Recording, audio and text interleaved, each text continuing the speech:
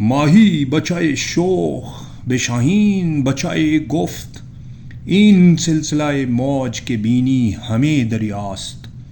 اس پہلے شعر سے ہی ہمیں کہانی کی سیٹنگ کا اندازہ ہو رہا ہے کہ ایک مچھلی کا بچہ ایک شاہین کے بچے کو اپنے سمندر کے بارے میں بتا رہا ہے، اس کو انٹیمیڈیٹ کرنے کی کوشش کر رہا ہے، اس کو ڈرانے کی کوشش کر رہا ہے کہ جیسے شاہین کے بچے کو کیا پتا کہ سمندر کیا ہوتا ہے اور اس کے اندر کیا کچھ چھپا ہوا ہے۔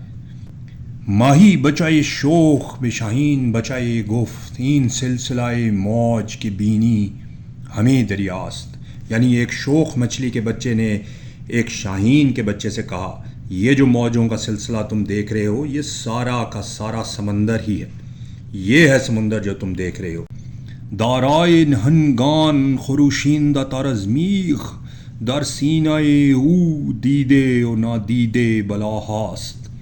مچھلی کا بچہ شاہین کے بچے کو یہ کہہ رہا ہے کہ یہ سمندر ایسے درندوں کا مالک ہے جو بادلوں سے بھی زیادہ شور مچاتے ہیں، اور اس کے اندر ایسی بلائیں اور خطرات ہیں جو سین بھی ہیں اور ان سین بھی ہیں۔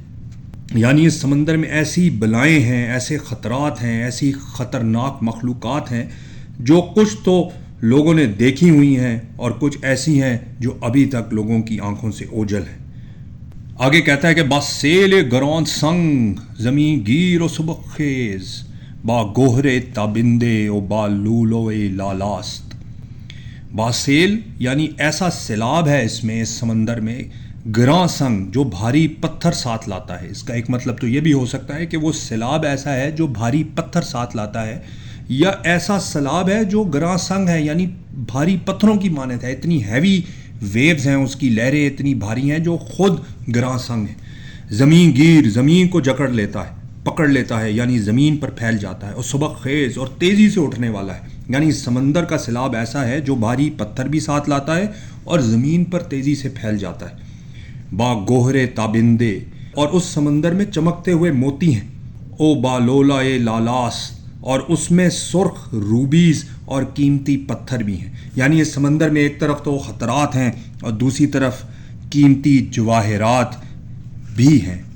بیرون ناتمان رفت ز سیل ہمیں گیرش، بالائے سر ماست تے پاست ہمیں جاست۔ یعنی اس کے ہر طرف پھیل جانے والے سیلاب سے کوئی باہر نہیں نکل سکتا۔ بالائے سر ماست یہ ہمارے سر کے اوپر ہے، تے پاست ہمارے پیروں کے نیچے ہے، ہمیں جاست اور ہر جگہ موجود ہے۔ یعنی ماہی کا بچہ شاہین کے بچے کو بتا رہا ہے کہ یہ جو سیلاب ہے سمندر کا، جو بھاری پتھر لاتا ہے، زمین پر پھیل جاتا ہے، اس سے باہر نکلنا ناممکن ہے، یہ ہر طرف موجود ہوتا ہے اور ہمیں اس سے چھٹکارا ممکن ہی نہیں۔ ہر لحظے جوان است و روان است و دوان است، از گردش ایام نہ افزوں شد و نی کاست۔ یعنی یہ سمندر ہر لحظے، ہر پل، ہر لمحہ جواں است جواں ہے، تازہ ہے، رواں است رواں ہے، جاری ہے، مسلسل بہہ رہا ہے، اور دوان است دوڑ رہا ہے، تیزی سے حرکت کر رہا ہے۔ از گردش ایام یعنی دنوں کی گردش سے، وقت کے گزرنے سے، زمانے کے بدلنے سے، نہ افزوں شد نہ ہی یہ بڑھتا ہے اور نہ ہی گھٹتا ہے، نی کاست نہ ہی گھٹتا ہے، کم ہوتا ہے۔ ماہی بچر سوز سخن چہرہ برافروخت، شاہین بچائے خندید و ز ساحل با ہوا خاست۔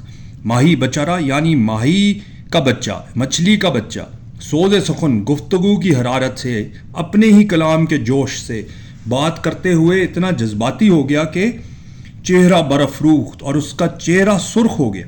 یعنی سمندر کی کہانی بتاتے بتاتے مچھلی کے بچے کا چہرہ اپنے ہی باتوں کے جوش سے سرخ ہو گیا۔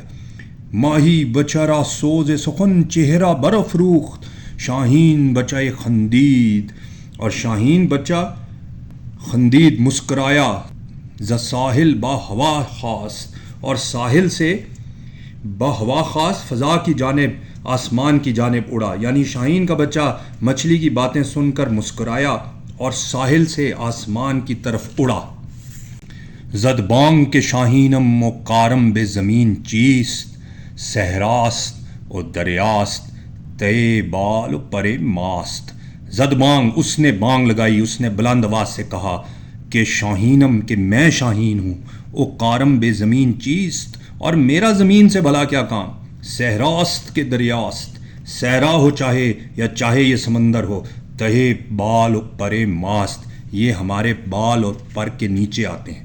یعنی مچھلی کے بچے نے جب سمندر کے بارے میں بتایا تو شاہین کا بچہ اس کی کہانی سے انٹیمیڈیٹ نہیں ہوا، خوف زدہ نہیں ہوا، بلکہ وہ مسکرایا اور اس نے ہوا میں اڑتے ہوئے زور سے پکارا کہ میں شاہین ہوں اور زمین سے میرا کیا کام، چاہے کھلا میدان ہو چاہے سمندر ہو، آتا وہ ہمارے پروں کے نیچے ہی ہے۔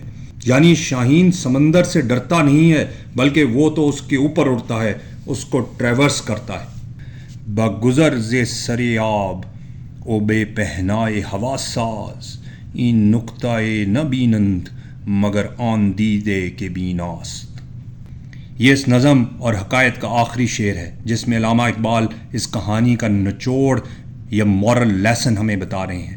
بے گزر ز سر آب یعنی پانی کی سطح سے آگے بڑھ جا، سر آب سے آگے بڑھ جاؤ، بے پنہائے ہوا ساز اور آسمان کی وسعت کو اپنا لو، اڈاپٹ کر لو۔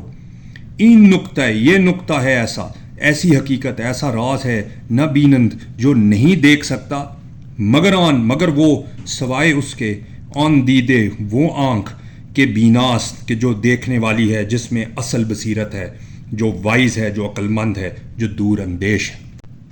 اقبال اصل میں یہ کہہ رہے ہیں کہ اس دنیا اور اس کی محدود مادی زندگی کو چھوڑو اور آسمان کی وسعت کو اپناؤ، بلندی اختیار کرو، کوئی بڑی آرزو اور بڑی خواہش کو اڈاپٹ کرو۔ یہ وہ راز ہے جو وہی سمجھ سکتا ہے جو خود وائز ہے اور دور اندیش ہے۔ ماہی بچائے شوخ بے شاہین بچائے گفت، این سلسلہ موج کے بینی ہمیں دریاست۔